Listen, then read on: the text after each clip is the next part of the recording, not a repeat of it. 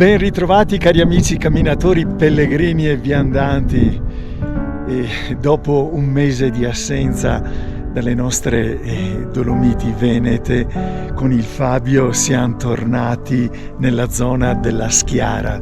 Siamo saliti al Monte Pelf oggi, Dario. 2502 metri, Monte Pelf, e siamo partiti dalla foresta, dal bosco di Caiada sopra Longarone, e così siamo arrivati quassù in questi giorni caldissimi. Oggi è martedì 24 giugno, in pianura si bolle e gli effetti del caldo si vedono anche quassù in quota.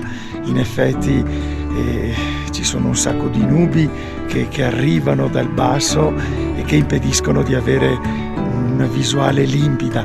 La giornata così deve essere serena, non ci sono temporali, non ci sono piogge in vista, però dalla pianura, dal basso, salgono molte nubi. Fabio, soddisfatto? Oddio, Dario, per i 1400 metri di dislivello che abbiamo fatto è stata una bella salita, però molto soddisfatto.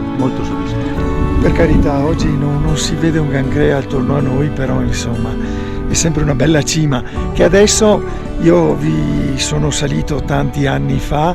Adesso in qualche modo c'è un ultimo tratto che è stato aiutato anche con un cordino, per cui tutto diventa molto più semplice e senza pericoli. Ecco, è una gran salita, un gran dislivello, ma in tutta serenità.